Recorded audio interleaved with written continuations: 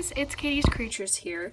So today I'm going to be doing a animal spotlight, I guess you call it. It's basically a creature feature, but I don't want to call it that because that's what Exotic calls her creature features, I guess.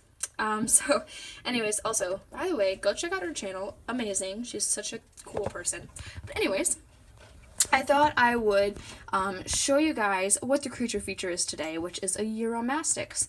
This is my Uromastyx 11, and she is a female, and she is about 2.5, 3 years old.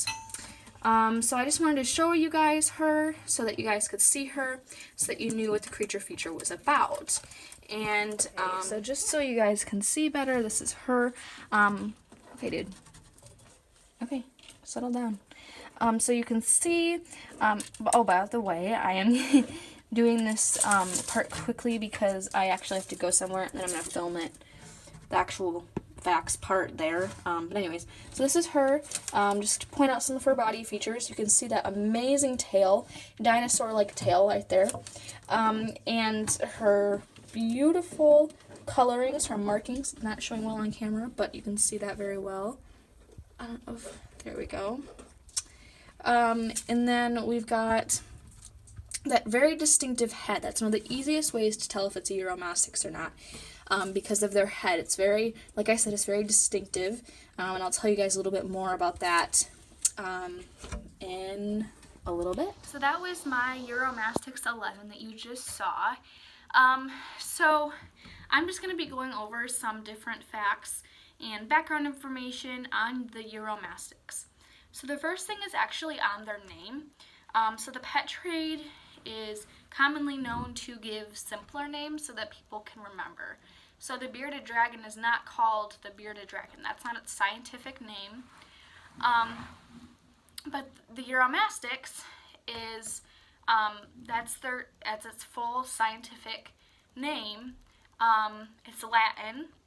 And so that's its name, which I thought was sort of interesting because the bearded dragon, like I said, I don't know its full scientific name because that's A, it's Latin, and B, it's very long and hard to remember. So, you know, people, they give it different common names. So I thought that was sort of interesting that the Uromastyx did not end up falling under that.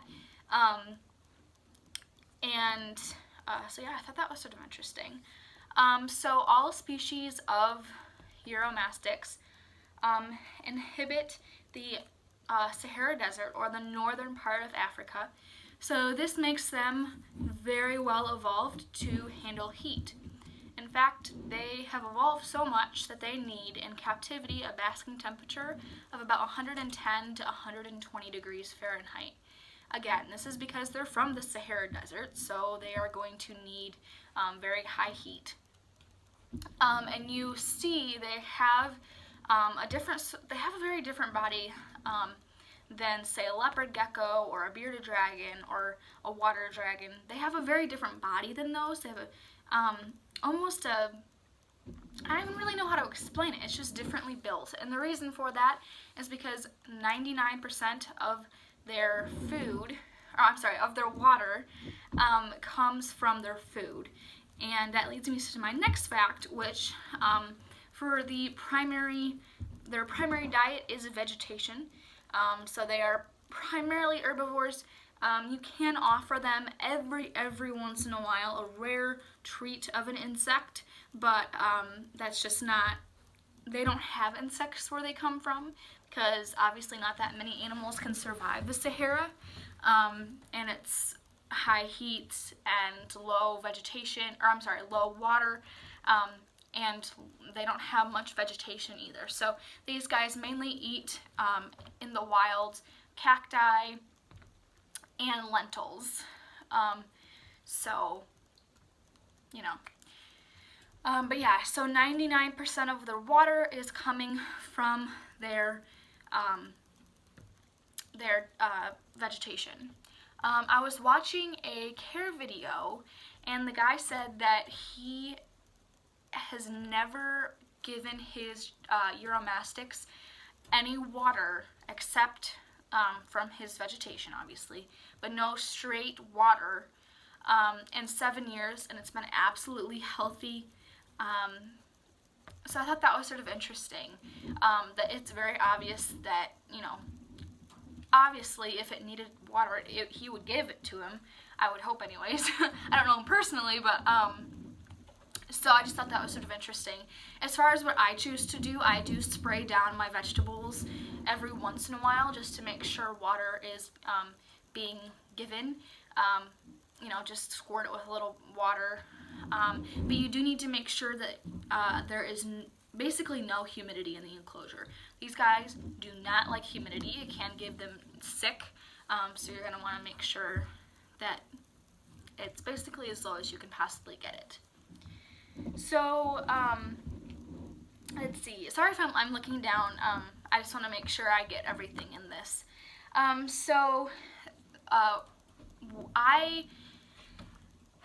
My Uromastyx is about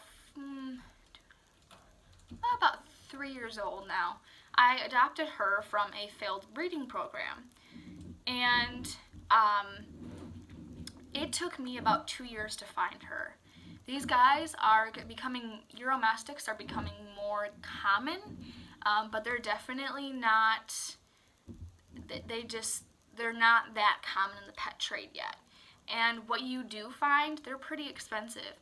So you can find them at a reptile show, but basically I'm saying I could not find one really any under maybe $150.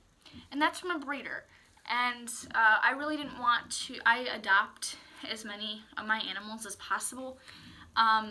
So I was sort of hesitant of doing that, and it was sort of expensive and, that kind of thing. So that's what I'm saying. I could not find one at a reasonable price that was not from a breeder, but that was up for adoption or whatever the case may be. So the reason for this is because they have a very specific breeding time, and within that breeding time, they do not breed very well. It's very easy for them to have where they can't breed. So that's why the prices, even